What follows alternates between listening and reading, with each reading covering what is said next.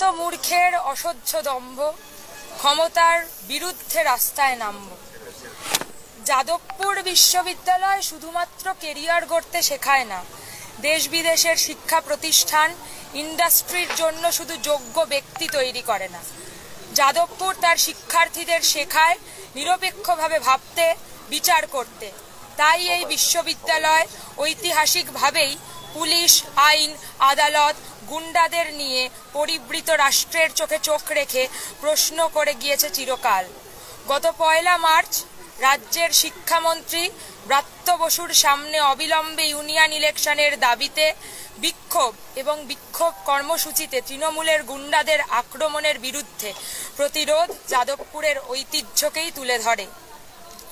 গত 1 মার্চ আমরা দেখেছি ক্যাম্পাসে ইউনিয়ন ইলেকশনের দাবি ও ফান্ডিং সুনিশ্চিত করার দাবিতে এবং পর্যাপ্ত শিক্ষক নিয়োগের দাবিতে শান্তিপূর্ণ বিক্ষোভে তৃণমূলের গুন্ডাদের তাণ্ডব এবং পরবর্তীতে শিক্ষার্থীরা এর প্রতিরোধ করলে শিক্ষার্থীদের ওপর দিয়ে গাড়ি চালিয়ে দেয় ব্রাত্য বসু।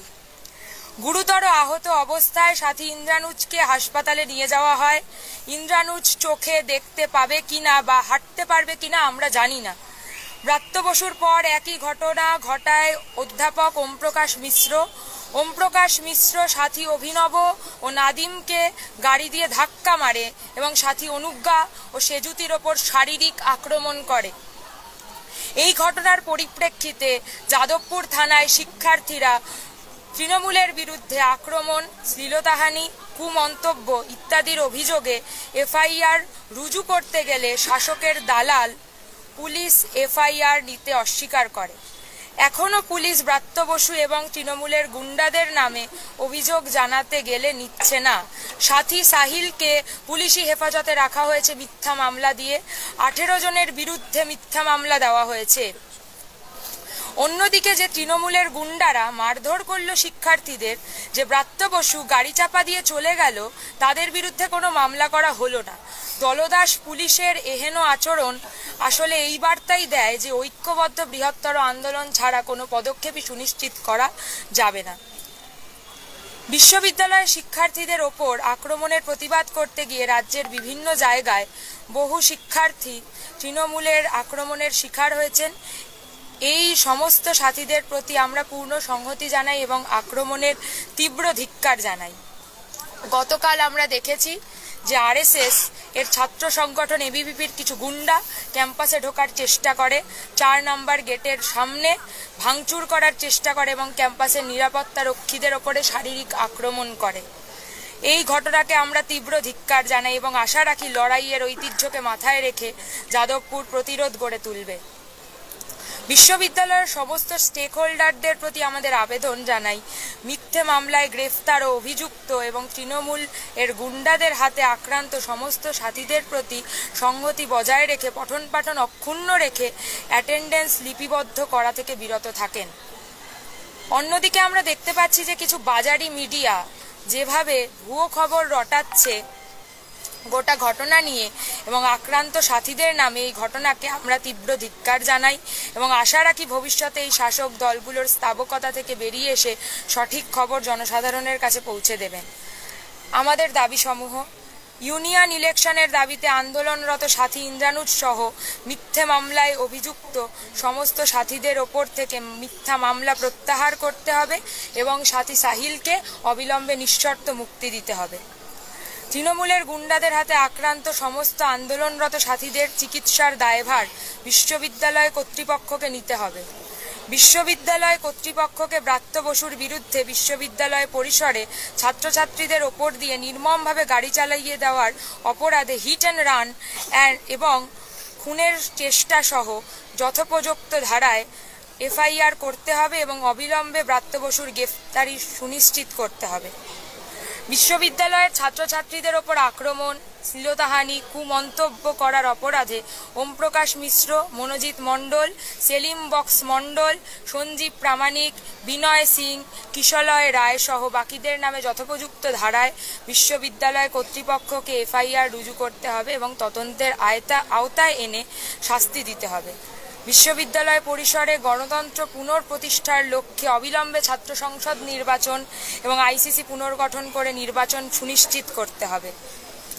বিশ্ববিদ্যালয়ে অর্থের সমস্যার অবিলম্বে সমাধান করে দ্রুত পরিকাঠামোগত সমস্যা, পর্যাপ্ত শিক্ষক ও কর্মচারী নিয়োগ সুনিশ্চিত করতে হবে। এই দাবিসমূহের পরিপ্রেক্ষিতে আমরা আজ বিকেল 5টায় ডাক দিচ্ছি প্রেস মিটের এবং সমস্ত সাংবাদিক বন্ধুদের আহ্বান জানাচ্ছি উপস্থিত থাকার জন্য। আপনাদের পরবর্তী কর্মসূচি কি হবে? সিদ্ধান্ত আন্দোলন কি চলবে? নিশ্চয়ই আন্দোলন চলছে।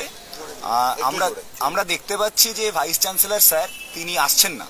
তিনি ওই সময় ঘটনাস্থলে উপস্থিত ছিলেন, কিন্তু তারপর থেকে তিনি আসছেন না। গতকাল ছাত্রছাত্রীদের পক্ষ থেকে আমরা বলেছিলাম যে স্যার আপনি আসুন, ওনাকে ইন্টিমেট করা হয়েছিল। উনি আজকেও ক্যাম্পাসে আসেননি। তো আমরা ওনাকে আলটিমেটাম দিচ্ছি আগামীকাল বিকেল 4টে অবধি যে স্যার আসুন, আমরা আপনার সাথে কথা বলতে চাই।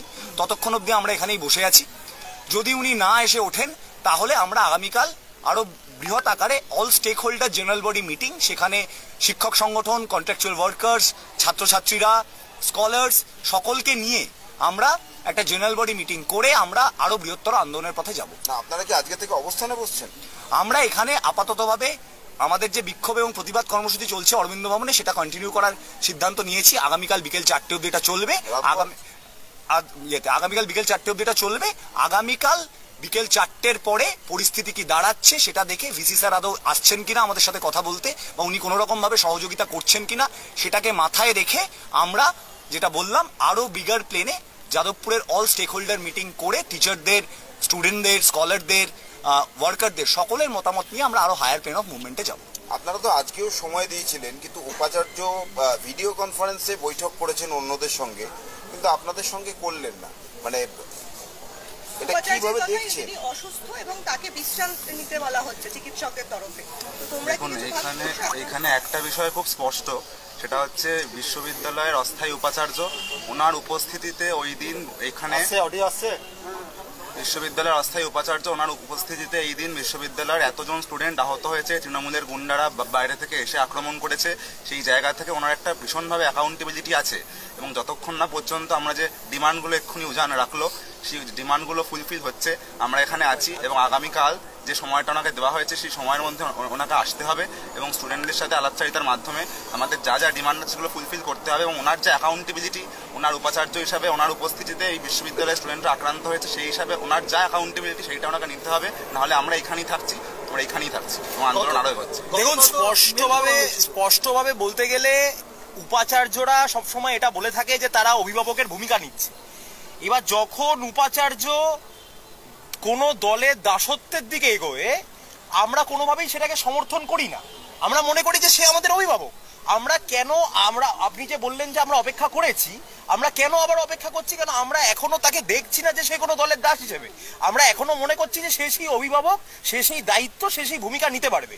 যদি সে কালকের মধ্যে না নিতে পারে, যদি সে না আসতে পারে, তাহলে আমাদেরকে এটা মেনে নিতে হবে যে সে আসলে উপাচার্য নয়, সে আসলে দলদাসে পরিণত হয়েছে। কিন্তু এরপরও আমাদেরকে এই জায়গায় নিশ্চিত থাকতে হবে যে উনি যেহেতু উপাচার্য হিসেবে নিযুক্ত রয়েছেন, ওনার মানে নিযুক্ত থাকার অবস্থাতেই ওই সমস্ত কিছু এখানে হয়েছে, সেই জায়গা থেকে উনি অ্যাকাউন্টেবল, সে দায় এড়াতে পারবে না কোনোভাবে। মুক্তি নেই, ওনাকে এই জায়গা থেকে এই সমস্ত কিছু অ্যাকাউন্টেবিলিটি নিয়ে এই সবকিছু সমাধানের দিকে এগোতে হবে, এবং সমাধান না হওয়া অবধি আমরা এখানে থাকবো। তার উপস্থিতিতে এই ঘটনা ঘটেছে, এই ধরনের ঘটনা ঘটেছে। একজন শিক্ষক হিসেবে তার যে নৈতিকতা দেখানো উচিত ছিল সেটা তো আমরা এখনো পর্যন্ত দেখতে পাইনি ওনার পক্ষ থেকে। তাই আমরা এখানে বসে আছি এবং আমরা দাবি করছি তিনি আসুন, ছাত্রদের সাথে কথা বলুন এবং ছাত্রদের যে ন্যায্য দাবি সেই দাবিগুলো তিনি পূরণ করার চেষ্টা করুন। এটাই আমাদের আপাতত দাবি। আজ রাতেও কি তোমরা এখানে এখানে থাকবে? হ্যাঁ, আমরা কালকে বিকেল 4টে অবধি অপেক্ষায় আছি। কালকে বিকেল 4টে অবধি আমরা আলটিমেটাম দিচ্ছি, আমরা সময় দিচ্ছি যে স্যার আসুন, আপনাদের সাথে কথা বলুন, ততক্ষণ আমরা এখানে আছি। আচ্ছা, একটা অন্য প্রসঙ্গ, আজ এবিভিপির তরফ থেকে প্রেস মিট করা হয়েছিল এবং সেখানে বলা হয়েছে যে যাদবপুর ইউনিভার্সিটিতে সেই সময় আসছে যখন তারা সার্জিক্যাল স্ট্রাইক করবে। দেখুন, এইসব অবান্তর পাগলামির উত্তর এখানে আমাদের আমরা যারা যাদবপুরে পড়ি, আপনারাও যারা মিডিয়াতে কাজ করেন, আমার মনে হয় যে আপনারা সবাই জানেন যে অবান্তর কথাবার্তা, ঠিক আছে, পাগলের প্রলাপ এবং একটা রাজনৈতিক তর্ক বিতর্ক, এই দুটোর মধ্যে একটা পার্থক্য হয়। ভারতবর্ষের মধ্যে একটা ইউনিভার্সিটি, সেটাতে কেউ কখনো বলে দিচ্ছে যে এখানে নাকি সন্ত্রাসবাদী চাষ হয়, কখনো বলে দিচ্ছে যে এটার উপরে এবং এটা আরো মজার কথা যে এই কথা আজকের কথা না, এই কথা এবিপি বলছে না, এই কথা দিলীপ ঘোষও বলেছে। ঠিক আছে, তার মানে আপনারা বুঝতে পারছেন যে এই কথার উত্তর মানে এই কথাকে আমরা কোনোভাবে কোনো মান্যতার মধ্যেও ফেলি না, মানে আমাদের কাছে হাস্যকর। এই ব্যাপারে এই এবিভিপির ব্যাপারে আমাদের যেটা মনে হয় সেটা হচ্ছে যে এই বিশ্ববিদ্যালয়ের ছাত্রের উপর শিক্ষার উপর যখনই আক্রমণ হয়েছে, এই বিশ্ববিদ্যালয়ের ছাত্ররা ইউনাইটেড ভাবে তা রুখে দাঁড়িয়েছে এবং এই বিশ্ববিদ্যালয়ে যে সমাজকে মানুষকে অ্যাওয়ার করার জন্য যে ভূমিকা রেখেছে সেই ভূমিকাতেই তাদের সমস্যা আছে, তাই তারা এই ধরনের আক্রমণ করার চেষ্টা করে। গতকাল ক্যামেরায় দেখা গেছিল যে 4 নম্বর গেটের কাছে ওরা ফ্ল্যাগ ছিঁড়ে নামাচ্ছে আপনাদের, কিন্তু আজকে ওরা সেটা তার কাউন্টার করতে গিয়ে বলেছে প্রভোকেশন ছিল এবং তারা নয় সাধারণ ছাত্রছাত্রীরা এটা করেছে। কিছু আমরা ক্যাম্পাসে ছিলামই না ওই সময়। কারণ বেশিরভাগ মানুষ ক্যাম্পাসের বেশিরভাগ ছাত্রছাত্রী অন্য নাগরিক সহযোগে আমরা মিছিলে ব্যস্ত ছিলাম এবং সেই অবসরের সুযোগ নিয়ে তারা আমাদের ক্যাম্পাসের পোস্টার ছিঁড়েছে, আমাদের ছাত্রছাত্রীদের উপর আক্রমণ করেছে এবং তার সহযোগে আমাদের গার্ডেদের উপর, ইউনিভার্সিটির কর্মচারীদের উপর আক্রমণ করেছে। সেই আক্রমণকে আমরা তীব্র নিন্দা জানাই এবং আরএসএস বিজেপির মতো দলকে আমরা বলতে চাইছি যে যাদবপুর ইউনিভার্সিটিতে তাদের ঠাঁই নেই এবং আরএসএস বিজেপি এবং তৃণমূলের যারা দালালি করছে, যেই মিডিয়া, সব মিডিয়া হাউস নয়, তাদেরকেও আমরা ধিক্কার জানাই। আচ্ছা, তৃণমূলের মুখপাত্র দেবাংশু ভট্টাচার্য তিনি ইন্দ্রানুজকে মাওবাদী বলে আখ্যা দিয়েছেন এবং বলছেন এসএফআই মাওবাদীদের নিয়ে প্রাসঙ্গিক হওয়ার চেষ্টা করছে এবং বলছেন যে মিথ্যা ছবি দেখিয়ে এইভাবে চাঞ্চল্য ছড়ানো হচ্ছে। মানে কি বলবেন এটা নিয়ে? এর আগেও কিভাবে মিথ্যে কথা বলে, বারংবার করে মিথ্যে কথা বলে, এইটা তো প্রমাণিত। এবং আজকে কোন ঘটনা ঘটেছে, কোনটা সত্যি কোনটা মিথ্যে, সেইগুলো সাক্ষ্য বহন করছে। যে সমস্ত স্টুডেন্টরা আহত হয়েছে, একজন তার মধ্যে হাসপাতালে ভর্তি, এই প্রত্যেকের আঘাত আসলে এই সাক্ষ্যগুলো বহন করছে।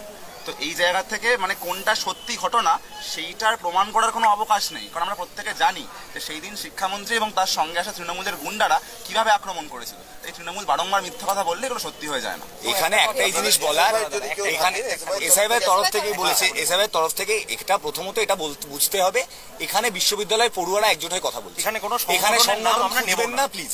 তাও যেহেতু অভিনব এসআইআই করে ও উত্তর দিল। এখানে একটা কথা স্পষ্টভাবে বলার, এই যে মাওবাদী, নকশাল, কমিউনিস্ট, আচ্ছা আমাকে একটা কথা বলুন তো, যে কি নিয়ে বিক্ষোভ হচ্ছিল? বিক্ষোভ হচ্ছিল ইউনিয়ন ইলেকশন 5 বছর হয়নি কেন, রেগুলার ফান্ড আসছে না কেন, শিক্ষক নিয়োগ, কর্মচারী নিয়োগ হচ্ছে না কেন, এবং পার্মানেন্ট ভাইস চ্যান্সেলর নেই কেন। এটা তো একটা যে কোনো সাধারণ পড়ুয়ার দাবি, এটা যাদবপুরের প্রত্যেকটি পড়ুয়ার দাবি। এবং ওখানে যারা গেছিল তারা যাদবপুরের পড়ুয়া হিসেবে বিক্ষোভ দেখাতে গেছিল। তার মধ্যে কেউ কোনো রাজনৈতিক সংগঠনের পার্ট হতে পারেন, কেউ না হতে পারেন। এই যে দাবিগুলো, এই দাবিগুলো নিয়ে তো তৃণমূল কংগ্রেস থেকে কোনো উত্তর আমরা পাইনি। যে এগুলো নিয়ে এই প্রশ্ন এত কিছু আসছে, তো আমি একটা পাল্টা প্রশ্ন করতে চাই, এই নিয়ে পড়ুয়াদের বিক্ষোভ দেখাতে হবে কেন? সরকার কেন এগুলো অলরেডি সুনিশ্চিত করবে না? এই বেসিক 3-4টে পয়েন্ট নিয়ে কেন স্টুডেন্টদের প্রতিবাদ করতে হবে, কেন বিক্ষোভ দেখাতে হবে? এই নিয়ে শিক্ষামন্ত্রী কি উত্তর দেবেন? এই নিয়ে তৃণমূলের মুখপাত্ররা কি উত্তর দেবেন? আমাদেরকে এই যে উল্টো পাল্টা এটা ওটা বলা হচ্ছে, এটার কোনো মানেই নেই। কারণ এটা স্টুডেন্টদের বেসিক দাবি, স্টুডেন্টদের বেসিক দাবি নিয়ে স্টুডেন্টরা গেছিল, সেখানে এই দাবিগুলোর কোনো যথোপযথ উত্তর নেই। তাই এই আন্দোলনকে কালিমালিপ্ত করার জন্য বিভিন্ন রকম XYZ কনটেক্সট টানা হচ্ছে।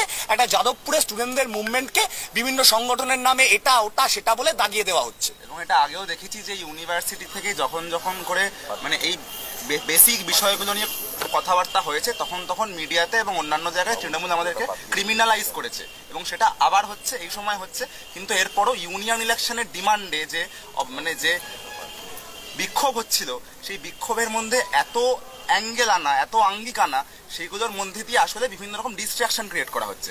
আমাদেরকে এখন ফোকাস করতে হবে এই বিষয়গুলোতে, যে রাজ্যের যে শিক্ষার বেহাল অবস্থা, সেই অবস্থায় এই বিশ্ববিদ্যালয়ের স্টুডেন্ট হিসেবে আমরা যে ডিমান্ডগুলো এনেছিলাম, সেই ডিমান্ডগুলো আমাদের ফুলফিল হওয়া অবধি আমরা কিন্তু আন্দোলনে আছি।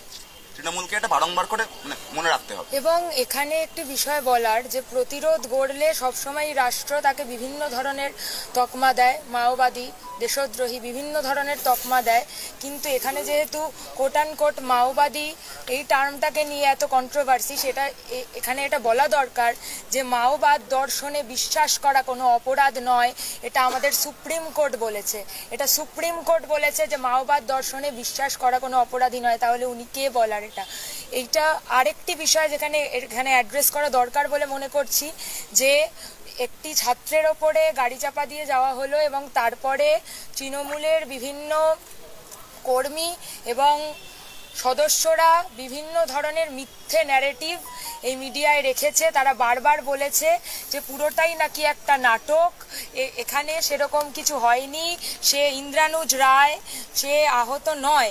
সেখানে আমার এখানে একটা ইনফরমেশন একটু দেওয়ার আছে যে আজকেই তার এক্স-রে রিপোর্ট এসছে এবং সেখানে এটা পরিষ্কার লেখা, right wrist, incomplete extra articular fracture of right distal radius and fracture ulnar styloid with soft tissue hematoma।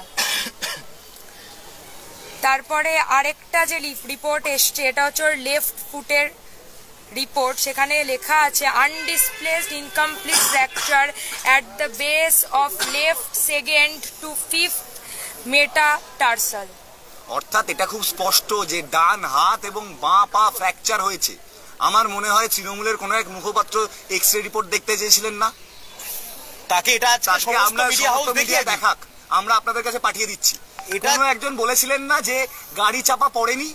ঠিক ঠিক, মানে এটা নাটক হচ্ছে, এখন একটা ছবি বাইরে এরকম কথা হচ্ছিল তো। একটা ছবি বাইরে আসার পর কি করে বলা হতে পারে এটা? ছবিটাকেই ফটোশপ বলে না, দুটো সেখানে মানে একটা জিনিস জাস্ট বলার, মানে এইসব না, মানে মাওবাদ এটা ওটা অনেক দূরের কথাবার্তা হচ্ছে। একটা মানবিকতার প্রশ্ন, একটা ফার্স্ট ইয়ারের স্টুডেন্টের ওপর শিক্ষামন্ত্রীর কনভয় চলে গেছে। সে মানে সত্যি বলতে খুব খারাপ লাগছে, বিশ্বাস করুন। আর কয়েক ইঞ্চি এদিক ওদিক হলে আনিস অভয়ের পরে 3 নম্বর নামটা ইন্দ্রানুজ হতো। আমরা ভাগ্যবান যে 3 নম্বর নামটা ইন্দ্রানুজ হয়নি। আমাদের একজন ভাই, সে মারা যেতে পারতো। সেখানে ন্যূনতম মানবিকতা দেখান, হাত জোড় করে বলছি, হাত জোড় করে ন্যূনতম মানবিকতা দেখান। বাংলার বুকে কোনোদিন এটা হয়নি। তো লখিমপুর খেড়ি মডেল যে স্টুডেন্টরা বিক্ষোভ দেখাচ্ছে তার উপর দিয়ে গাড়ি চালিয়ে চলে গিয়ে এটা ফটোশপ, এক্স-রে রিপোর্ট কোথায়, মানে কিছু হয়নি। মানে এটা কি, এটা কি? মানে আমি আবেদন জানাচ্ছি, যারা এটা তৃণমূলের কিছু লোকজন বলছেন তাদের বাদ দিয়ে তৃণমূল করেন এবং অনেক ব্যক্তি আছেন যারা হয়তো শুভবুদ্ধি সম্পন্ন, আমি তাদের প্রতি আবেদন জানাচ্ছি যে আপনারা আপনাদের বিবেককে প্রশ্ন করুন। আপনারা আপনাদের বিবেককে প্রশ্ন করুন। 18-19 বছরের একটি ছেলে, বিক্ষোভের ধরন কি ছিল না ছিল অনেক বিতর্ক, তর্ক বিতর্ক, অনেক কথা হতে পারে, কিন্তু তাই বলে গাড়ির সামনে মানববন্ধন তৈরি করে একটি ফার্স্ট ইয়ারের ছেলে বিক্ষোভ দেখাচ্ছিল, তার উপর দিয়ে একটা কনভয় চলে যাবে? তার চোখের ওপর দিয়ে না গিয়ে যদি সেটা আর কয়েক ইঞ্চি, আমি বারবার বলছি, আনিস অভয়ের পরে ইন্দ্রানুজ নামটা যোগ হয়নি, আমরা ভাগ্যবান কয়েক ইঞ্চির জন্য। আজকে এখানে গিয়ে দাঁড়িয়ে যেন তেন প্রকারণে সে কি ফেসবুক পোস্ট করেছে, সে কি করেছে না করেছে, এটা কোনো কথা হলো? মানে এই জায়গা থেকে আমরা জনগণের কাছে, মানুষের কাছে, ইভেন আমি বলছি তৃণমূলের বহু মানুষ আছেন যাদের আমি বিশ্বাস করি যাদের বিবেক আছে, যারা ভালো মানুষ মন থেকে, আমি তাদের কাছে আবেদন করছি, দল মত নির্বিশেষে আমি মানুষের কাছে আবেদন করছি, আপনারা মানবিকভাবে ভেবে দেখুন যে আমরা কি পরিস্থিতিতে রয়েছি। ইন্দ্রানুজ চোখে দেখতে পাবে কিনা ঠিক নেই, তার একটা পা আজ কাজ করবে কিনা আমরা জানি না। আজকে অভিনবর অবস্থা দেখুন, আজকে অনুজ্ঞা কিভাবে চোট পেয়েছিল, আজকে নাদিম কিভাবে চোট পেয়েছিল, সাহিলের অবস্থা ভাবুন। সে এসেছিল কি, তার ভাই আক্রান্ত, তার ভাই ফিজিক্স ফার্স্ট ইয়ারের পড়ুয়া, সে চাকরি করতে করতে দৌড়ে এসেছিল নিজের ভাই আক্রান্ত শুনে। সেই জায়গা থেকে তাকে হঠাৎ করে রাত্রিবেলা ভাইয়ের সামনে থেকে তুলে নিয়ে যাওয়া হয়, কোনো ইন্টিমেশন ছাড়া। মানে কোথায় নিয়ে যাওয়া হচ্ছে সেটাও পর্যন্ত বলা হয়নি। মানে এটা কিরকম গণতান্ত্রিক পরিসর? আরেকটা কথা একটু স্পষ্ট করে বলার নয় আর কি, ঠিক আছে? মানে আমরা দেখেছি বহু সময় বহু সংঘর্ষ হয়েছে এবং তৃণমূলের ক্ষেত্রে এটা খুব একটা অপ্রত্যাশিত নয়। মানে আপনাদের অনেকের মনে থাকবে, মানে সুদীপ্ত গুপ্ত ঠিক একই রকম ভাবে ইউনিয়ন ইলেকশনের ডিমান্ডে একটা আন্দোলন থেকেই মানে নিহত হয়েছিলেন। আপনাদের অনেকের মনে থাকবে যে তৃণমূল মানে বছর বছর এরকম বহু স্টুডেন্ট যারা তাদের উল্টো দিকে একটা রেজিস্ট্যান্স ক্রিয়েট করে, প্রত্যেককে বারংবার করে খুন করেছে, আনিস খানকে খুন করেছে, ঠিক আছে? তো এই জায়গা থেকে শিক্ষামন্ত্রীর গাড়িতে মানে রান ওভার হলো একজন প্রথম বর্ষের ছাত্র। এই ঘটনা, এই ইমেজটা কিন্তু এই ইতিহাসে প্রথম। এবং এই জায়গা থেকে এই যে রান ওভার হলো ইন্দ্রানুজ, এটা শুধুমাত্র ইন্দ্রানুজ না, এইটা আসলে সিগনিফাই করছে যে এই শিক্ষা ব্যবস্থার মধ্যে এই রাজ্যে স্টুডেন্টরা কতটা অসুরক্ষিত এবং শিক্ষা ব্যবস্থাটার কি বেহাল দশা। এবং এই শিক্ষামন্ত্রী যিনি এই ঘটনা ঘটিয়েছেন তারপর থেকে এই স্টেটমেন্ট কোনো রকমভাবে তারপর থেকে কোনো রকম স্টেটমেন্টই তার পক্ষ থেকে খুব সঠিক স্টেটমেন্ট আসেনি, কোনো রিমোটস দেখা যায়নি, বরং তৃণমূলের আইটি সেল বারংবার করে ডিফেন্ড করেছে, অন্যদেরকে ক্রিমিনালাইজ করেছে। সেই জায়গা থেকে আমরা বুঝতে পারছি তৃণমূল তার রাজনীতিটা ঠিক কি, এবিভিপি তার রাজনীতিটা ঠিক কি, ঠিক আছে। তো সেই জায়গা থেকে আমরা যাদবপুরের স্টুডেন্টরা ঐক্যবদ্ধভাবে আমাদের ডিমান্ডগুলোকে সঙ্গে নিয়ে, ইউনিয়ন ইলেকশনের ডিমান্ডটাকে সঙ্গে নিয়ে রাস্তায় আছি, অবস্থানে আছি, আন্দোলনে আছি, সমস্ত জায়গায় আছি। যতক্ষণ না পর্যন্ত আমাদের সাথীদের বিচার হবে, যতক্ষণ না পর্যন্ত আমাদের ডিমান্ডগুলো ফুলফিল হবে, আমাদের আন্দোলন থাকবে। মুখপাত্রদের কেন্দ্র করে একটা চ্যালেঞ্জ দিতে চাইছি আমরা, ঠিক আছে, একটা খুব স্পষ্ট চ্যালেঞ্জ দিতে চাইছি। যে মুখপাত্র যাই বলছে, প্রথম কথা হচ্ছে যে এই মুহূর্তে পশ্চিমবাংলার ঘরে ঘরে একটু সমস্ত পড়ুয়াদের মধ্যে গিয়ে আপনারা যদি সার্ভে করে নেন তাহলে জানতে পারবেন যে গোটা রাজ্য জুড়ে আসলে শিক্ষার পরিকাঠামো কোথায় দাঁড়িয়ে এবং তারপরে সে কোথায় চাকরি করবে তার কোনো ন্যূনতম সুরক্ষা তার নেই। সেই জায়গা থেকে যে মুখপাত্ররা বড় বড় কথা বলছে তাদেরকে আমরা যাদবপুরের পক্ষ থেকে চ্যালেঞ্জ দিচ্ছি। সে চ্যালেঞ্জটা হচ্ছে যে যাদবপুর সহ, কারণ আমরা মনে করছি এটা শুধুমাত্র যাদবপুরের দাবি না, আমরা যে দাবি নিয়ে সেদিন শিক্ষামন্ত্রীর সাথে কথা বলতে চেয়েছিলাম সেই দাবি হচ্ছে এই মুহূর্তে সারা বাংলার দাবি, সারা বাংলার ছাত্র যুব সমাজের দাবি। এবং যদি তাদের এত কনফিডেন্স, যখন তারা এই মিথ্যা মামলা, এই পুলিশের দলবল, এই বাইরের ভাড়া করা গুন্ডাকে বাদ রেখে সারা পশ্চিমবাংলা জুড়ে পরের মাসে ইউনিয়ন ইলেকশনটা করে দেখাক, এটা আমরা এই মঞ্চ থেকে ওপেন চ্যালেঞ্জ দিচ্ছি তাদের কাজ পর্যন্ত। আপনারা পেন ডাউনের কথা বলছিলেন, পেন ডাউন কর্মসূচিটা কি একটু যদি বলতেন? পেন ডাউন কর্মসূচি বলতে ফার্স্ট ইয়ারদের পরীক্ষা চলছিল, তো আমরা কোনো ডিসিশন তাদের উপর চাপিয়ে দিতে চাইনি। ইঞ্জিনিয়ারিং ফার্স্ট ইয়ারদের পরীক্ষা ছিল, আমরা তাদেরকে পুরো পরিস্থিতিটা জানাই এবং তারা যেরকমভাবে যাদবপুরের সিদ্ধান্ত হয়, ক্লাস জেনারেল বডি, দেন ডিপার্টমেন্টাল জেনারেল বডি, তারপরে ইউনিয়নের জেনারেল বডি, এর মধ্যে দিয়ে যে সিদ্ধান্ত উঠে আসে যে পড়ুয়ারা এক্সাম মানে ক্যাম্পাসে আসছেন, তারা তাদের যে রোল শিটে তারা অ্যাটেন্ডেন্স মার্ক করছেন, সেটা তারা সিওই সেকশনে জমা দিচ্ছেন। As the form of protest they are not writing the answers. এবং আমরা অলরেডি সিওই সেকশনকে কমিউনিকেট করেছি যে এই যে পরীক্ষাগুলো তারা দিচ্ছেন না as the form of protest, সেগুলোর জন্য তাদের কোনো রকম কোনো ব্যাকলগ যাতে না দেওয়া হয় এবং পরবর্তীতে একটু যখন পরিস্থিতি নর্মালাইজড হবে তখন যাতে সেই পরীক্ষাগুলো আবার নেওয়া হয়। 7 তারিখ পরীক্ষা, এখন অবধি 6 তারিখ অবধি ডিসিশন হয়েছে, 7 তারিখের ডিসিশনটা আগামীকালের ইউনিয়নের জেনারেল বডি থেকে নেওয়া হবে, তাই এই বিষয়ে এখন কিছু বলা সম্ভব নয়। UG1, PG1 রেগুলার যেগুলো সেটাও এই জায়গা থেকেই রাখা, কারণ ধরুন ল্যাটারাল এন্ট্রি তারা অলরেডি অনেক লেটে, আগে না পরিকাঠামোর কথা বললো, ল্যাটারাল এন্ট্রি স্টুডেন্ট সেকেন্ড ইয়ারে ভর্তি হয় ইঞ্জিনিয়ারিংয়ে, তাদের ঢোকা উচিত সেকেন্ড ইয়ারে জুলাইয়ের সাথে, কোনো এক অজ্ঞাত কারণে তারা এসে পৌঁছান নভেম্বর মাসে, ফলে তারা ডিসেম্বরে সেমিস্টার দিতে পারেননি। এই জায়গাটা মাথায় রেখে তাদের সেমিস্টারটা অলরেডি ডিলেড হয়েতে মার্চে হচ্ছিল, apart from their batch already ডিসেম্বরে দিয়ে দিয়েছে। তাদের পরীক্ষা কিন্তু তারা কন্টিনিউ করছেন, কারোর যদি কোনো রিপিট এক্সাম থাকে সেটা তারা কন্টিনিউ করছেন, কারোর সাপ্লিমেন্টারি থাকলে অনেকাংশে সেটা কন্টিনিউড হচ্ছে। কিন্তু UG1 এবং PG1 এর যে রেগুলার সেমিস্টার এক্সাম সেটা আপাতত 3, 4, 5, 6 এই 4টে দিন পেন্স ডাউন করা হচ্ছে। আরেকটা বিষয় যেটা হচ্ছে ওম প্রকাশ মিশ্র, তাকে নিয়ে বিভিন্ন জায়গায় পোস্টার দেখা যাচ্ছে এবং আপনাদেরও অনেকে বলছেন যে তিনি বিশ্ববিদ্যালয়ে আসলে ঢুকতে দেওয়া হবে না। সিদ্ধান্ত কি সেই সিদ্ধান্তই থাকছে? যারা যারা আক্রমণ করেছে ছাত্রছাত্রীদের উপর আমরা তাদের শাস্তি চাই, ঠিক আছে। উনি যদি আক্রমণ করে থাকেন তাহলে আমরা ওনার শাস্তি হচ্ছে, এবং উনি আক্রমণ করেছেন এটা আমরা মিডিয়ার সামনে বলছি। অনুজ্ঞা বলুক, একটু অনুজ্ঞা বলবে, এটা কেন আক্রান্ত? আক্রমণের ওম প্রকাশ মিশ্রের আক্রমণের দৃষ্টান্ত স্বরূপ আমি হচ্ছে যে প্রুফ ক্যারি করছি আমার মুখের মধ্যে, কালশিটা নিয়ে ঘুরে বেড়াচ্ছি চারিদিকে। আমার কমরেড রয়েছে সেজুতি পর্যন্ত ওম প্রকাশ মিশ্রের দ্বারা আক্রান্ত, ফিজিক্যালি অ্যাসল্টেড, গাড়ি থেকে নেমে আমার মুখে 3 বার ঘুষি মারা হয়, আমাকে মারা হয়, ওম প্রকাশ মিশ্র মারে আমাকে। এইদিকে রয়েছে অভিনবদার ওম প্রকাশ মিশ্রের গাড়িটা অভিনবদার পায়ের ওপর দিয়ে চলে যায়, বারবার তাকে গাড়ি থামিয়ে তার সাথে কথা বলতে চাওয়া সত্ত্বেও। তো আমরা 3 জন এখানে ওম প্রকাশ মিশ্রের দ্বারা ডাইরেক্টলি মানে আক্রান্ত। তো সেই জায়গায় দাঁড়িয়ে ওম প্রকাশ মিশ্রকে না আমরা ক্যাম্পাসে ঢুকতে দিচ্ছি না। উনি উপাচার্যের কাছে একটা চিঠি দিয়েছেন এবং সেখানে বলছেন যে উনি নিরাপত্তাহীনতায় ভুগছেন এবং ওনাকে নিরাপত্তা বলছে। দেখুন, একটা কথা বলুন আমাকে, সেটা হচ্ছে যে আমরা এখানে যারা বসে আছি আমরা সবাই সাধারণ পড়ুয়া। ওম প্রকাশ মিশ্র সেদিন যখন এসেছে, ওম প্রকাশ মিশ্র আমাদেরই এখানকার অধ্যাপক, এবং আমরা মনে করি যে এখানকার অধ্যাপক, এখানকার ছাত্রছাত্রী, সে যে সংগঠন দলই করুক না কেন, সে আমাদের এখানকার স্টুডেন্ট, যেহেতু কখনো তাকে আমরা সেই চোখে দেখবো না। কিন্তু ওম প্রকাশ মিশ্র সেদিন ওইখানে এসছে, তার পেছনে প্রথম প্রশ্ন হচ্ছে ওটা তো ওয়েব কুপার মিটিং হচ্ছিল, এক গাদা আইডেন্টিফাইড তৃণমূল ছাত্র পরিষদের দলবল ওইখানে কি করছিল ওনার সাথে বহিরাগত, এবং যারা বহিরাগত, এটা প্রশ্ন নাম্বার 1।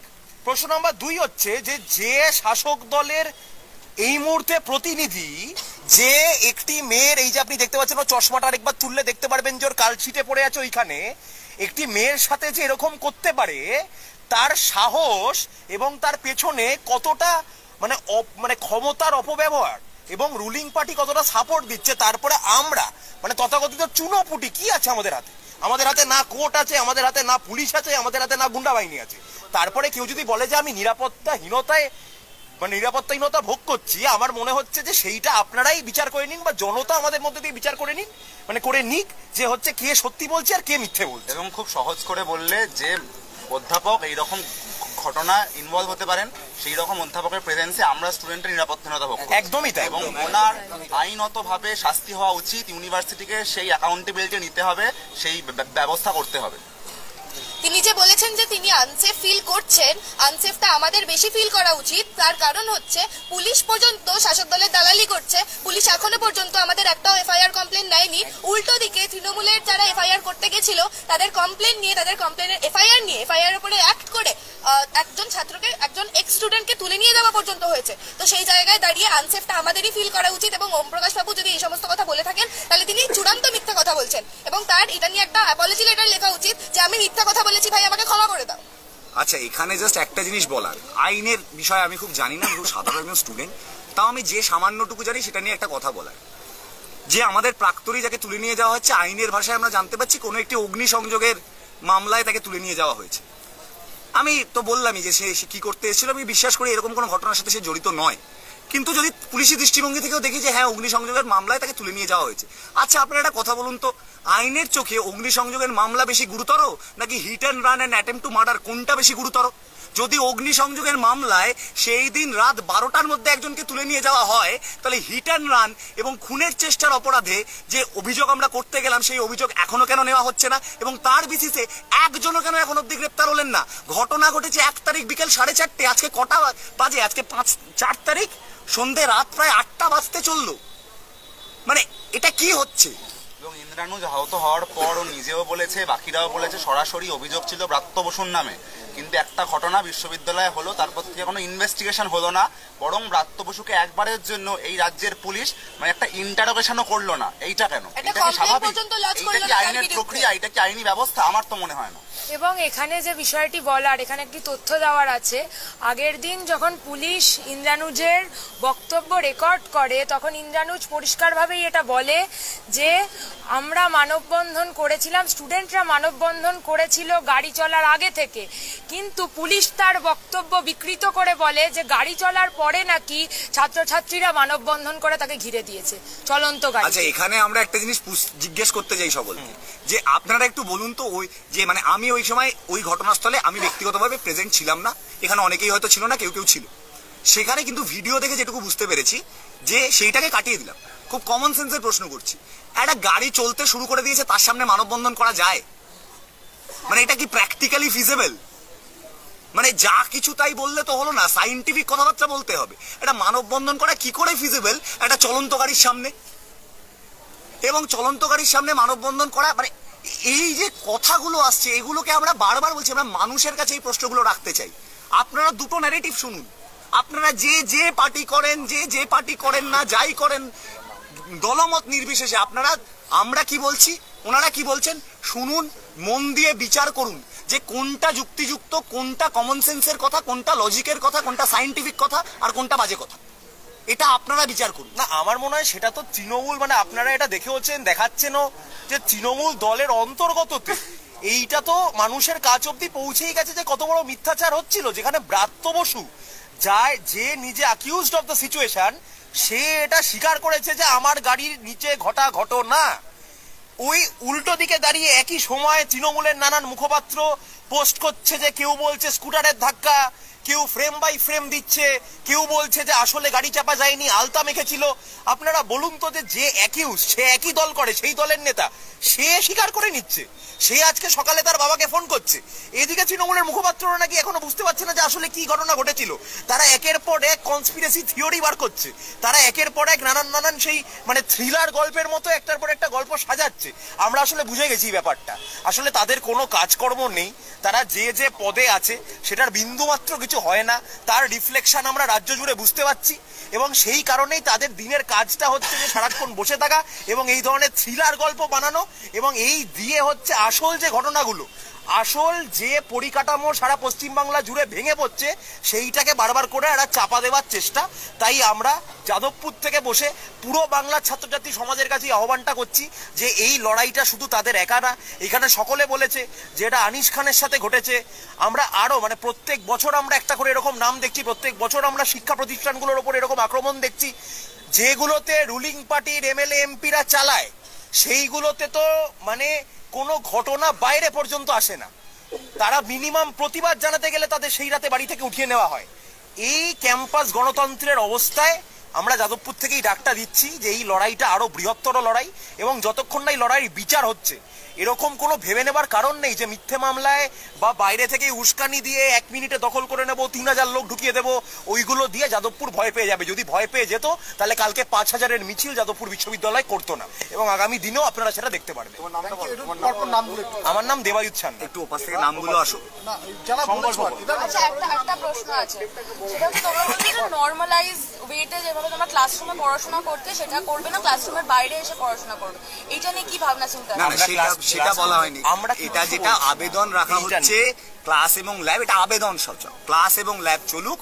ক্লাস এবং ল্যাবে প্রতিবাদ কর্মসূচির তুলনায় যেরকম ভাবে হোক্কলরবের সময় হয়েছিল তেমন ভাবে অ্যাটেন্ডেন্স মার্ক করানো হবে না। ক্লাস এবং ল্যাব পঠন পাঠন চলবে, এবং পেন ডাউন যেটা আপাতত চলছে পরীক্ষার ব্যাপারে সেটা বললাম, সেটাও কি ক্লাসরুমেই মানে ক্লাস এবং ল্যাব ক্লাসরুমে পঠন পাঠন নরমালি চলবে। ছাত্রছাত্রী তো আমাদের কারোর কোনো ইচ্ছে নেই যে আমরা পড়াশোনা ছেড়ে অন্য কোনো কাজে যুক্ত হব এক্ষুনি, কারণ পড়াশোনা করার জন্যই আমরা ইউনিভার্সিটি এসেছি। আমরা আর যাই করি তারপরে ইউনিভার্সিটিতে আসার প্রথম কারণ আমরা পড়াশোনা করতে চাই, তারপরে আমরা যাই করি। আমাদের অন্য কাজগুলো করতে হচ্ছে কারণ আমরা পড়াশোনাটা ঠিক করে করতে পারছি না। আজকে যখন আমাদেরকে এরকম পদক্ষেপ নিতে হচ্ছে তার কারণ আমরা এই যে কথা আমরা বলছি যে আমরা সুরক্ষিত ফিল করি না এই ক্যাম্পাসে। আমরা ইউনিয়ন ইলেকশন এত বছর ধরে হয়নি, এইগুলো যেহেতু আমরা এতদিন ধরে আস্তে আস্তে বিভিন্ন রকম ডেপুটেশন দিনের পর দিন দিয়ে গেছি, তখন কেউ শোনেনি, তখন কোনো জায়গা অবধি এই বক্তব্য যখন পৌঁছায়নি। তাই আজকে এরকম একটা ঘটনা ঘটে যেতে হলো, এরকম মর্মান্তিক ঘটনা, তারপরে গিয়ে আজকে আমরা এরকম স্টেপস নিতে বাধ্য হচ্ছি যেখানে গিয়ে আমরা ক্লাসগুলো অল্টারনেটিভ ভাবে কোনো রকম ভাবে সিম্বলিক ভাবে যাতে আমরা প্রতিবাদ দেখাতে পারি। আসল কারণ এটাই যে আমরা কর্তৃপক্ষের উপরে এই চাপটা সৃষ্টি করতে চাই, কারণ কর্তৃপক্ষ আমাদের কথা সাধারণভাবে মিনতি করলে শোনেন না, এটা আমরা বারবার দেখেছি। আপনারা কি সময়সীমা বেঁধে দিলেন? উপাচার্য বলেছে ছাত্রদের যে মন্তব্য, সেই মন্তব্যে দুঃখ পেলাম। ওরা আমার সঙ্গে যা করেছে আমি তা নিয়ে কিছু কোথাও বলিনি। ওদের আমি বড়, ওদের ক্ষমা করে দিয়েছি, কিন্তু ওরা তো একবারও ওদের কাজের জায়গার জন্য ক্ষমা চাইলো না। আমি যাব কি করে? ডাক্তার তো আমাকে 10 দিনের বেড রেস্টের কথা বলেছেন, তাও তার মধ্যে বাড়িতে বসে সমস্যা সমাধানে যা করা যায় সেই চেষ্টা করছি। এটাই হচ্ছে তার বক্তব্য। আমরা এখনো পর্যন্ত সমস্যার সমাধানের প্রতি যে কোনো পদক্ষেপ নেওয়া হবে সেইটা বাড়ি থেকে করুক, সেটা মঙ্গল গ্রহ থেকে করুক, সেইটা তো আমাদের পর্যন্ত আসবে। এটা তো স্বাভাবিক ব্যাপার, কারণ এটা যদি আমাদেরকে কনসিডার করে হয় তাহলে তো সেটা আমাদের পর্যন্ত আসবে। আমরা এখনো পর্যন্ত এরকম কোনো তার দিক থেকে সদিচ্ছা, তার দিক থেকে কোনো ধরনের ইনিশিয়েটিভ আমরা দেখতে পারিনি, এবং আমরা মনে করছি যে এটা সম্পূর্ণভাবে আমরা এখনো একদম প্রেস কনফারেন্সের শুরুতেই বলেছিলাম যে আমরা এখনো তাকে দলদাসের চোখে দেখছি না। উনি যে ক্ষমার কথা বলছেন, কিসের কথা বলছেন আমি জানি না, কিন্তু আমরা মনে করছি যে সে আসবে, আমাদের সাথে কথা বলবে। আমরা এখনো সেই জায়গাটুকু রাখছি, কিন্তু আবারও বলছি ধৈর্যের আমাদেরও একটা পরীক্ষা হচ্ছে। আমরা কালকে 4টে অবধি অপেক্ষা করব, তারপরে যদি কেউ না আসে তাহলে আমরা এটা মানে মানতে বাধ্য হব যে উনি আমাদের অভিভাবক নন, but he is still liable to take responsibility of this thing. তার জন্য তাকে বাধ্য হয়ে সে দলদাস হোক, সে এরপরে কোনো পার্টি জয়েন করতে পারে, যা ইচ্ছে করুক, সেটা তার ব্যক্তিগত জীবন, আমাদের দেখার নেই। কিন্তু তাকে এসে আমাদের এই সমস্যার সমাধান করতে হবে, যেটার বিন্দু মাত্র এখনো পর্যন্ত কোনো ইনিশিয়েটিভ আমরা অ্যাটলিস্ট দেখি। আর এখানে লাস্ট একটা কথা বলে শেষ করব, যেভাবে খোড়া পাওয়ানি ছেলেটি এসেছে, যে মার খাওয়া মুখ নিয়ে মেয়েটি এসেছে, উনি ঠিক সেইভাবেই আসবেন। আর লাস্ট একটা কথা বলেই শেষ করব যে অনেক কথাই তো হচ্ছে যে এবিভিপি তৃণমূল দখল করে নেব, সার্জিক্যাল স্ট্রাইক হবে। আমরা বলছি যে গণতান্ত্রিকভাবে যখন যাদবপুরে ছাত্রছাত্রী ইউনিয়নের ইলেকশন হয়, যাদবপুরের ইতিহাসের পাতা খুলে কেউ দেখাতো একটাও ছাত্রছাত্রী ইউনিয়ন ইলেকশনে যাদবপুরের বুকে একটাও অশান্তির ঘটনা ঘটেছে? কোনোদিন ঘটেনি। 2020-তে তো লাস্ট যখন ছাত্রছাত্রী নির্বাচন হয়েছিল, টিএমসিপিও লড়েছিল, এবিভিপিও লড়েছিল, তারা বেশ কিছু ভোটও পেয়েছিল। তাহলে তাদের আজকে কেন সার্জিক্যাল স্ট্রাইক, দখল ইত্যাদি এইসব জোর খাটানো বলপূর্বক কথাবার্তা বলতে হচ্ছে? ইউনিয়ন ইলেকশনটা করানো হোক না, তারা গণতান্ত্রিকভাবে যাদবপুরটা জিতে নিন না, সমস্যা কি আছে? আমরা তো গণতান্ত্রিক লড়াইয়ের কথা বলছি, আমরা তো তাদেরকে আহ্বান জানাচ্ছি আপনারা গণতান্ত্রিক লড়াইতে নামুন, আমাদের সাথে গণতান্ত্রিকভাবে লড়াই করুন। এবং যদি সত্যি স্টুডেন্টরা আপনাদেরই চায়, যদি স্টুডেন্টরা সত্যিই মনে করে আপনারাই সলিউশন, তাহলে আপনারা সেখান থেকে তো এমনিই জয়ী হবেন। এই দখল, সার্জিক্যাল স্ট্রাইক, এইসব কথাবার্তার মানে কি? দেখুন, একদম প্রথমেই একটা কথা বলেছিলাম খুব স্পষ্টভাবে, একদম প্রথমে একটা কথা বলেছিলাম যে ওপেন চ্যালেঞ্জ ছুটছি আমরা, যে যাদবপুরে ছাত্র সংসদ ভোটটা করাক, এবিভিপি আর টিএমসিপির ব্যালট বক্সে সার্জিক্যাল স্ট্রাইক হয়ে যাবে, এটা আমরা দায়িত্ব নিয়ে বলছি এখানে। এবং শাসকের বিরুদ্ধে যখনই কেউ প্রশ্ন চড়িয়েছে তখনই তাকে এত বাজে কথা দিয়ে হামলা করা হয়েছে যে মুখ্য প্রশ্ন থেকে ইস্যু ঘুরে যায়, এবং এটাই তাদের চক্রান্ত, যাতে মুখ্য প্রশ্ন থেকে ইস্যু ঘুরে, এই জন্য তারা আজে বাজে কথা বলে যাচ্ছে লাগাতার। নাম বল। শঙ্খদীপ, পুরো নামই Shankar. Shankhadip, Debayut Sanyal, Ujan, Debarg Yash, Debayut Sanyal film studies, comparative literature Ujan, Debarg Yash mechanical engineering, Subhasis Jana linguistics, অভিনব বসু সিএল কম্পারেটিভ, অনুজ্ঞা রায় ফিলোসফি। Thank you.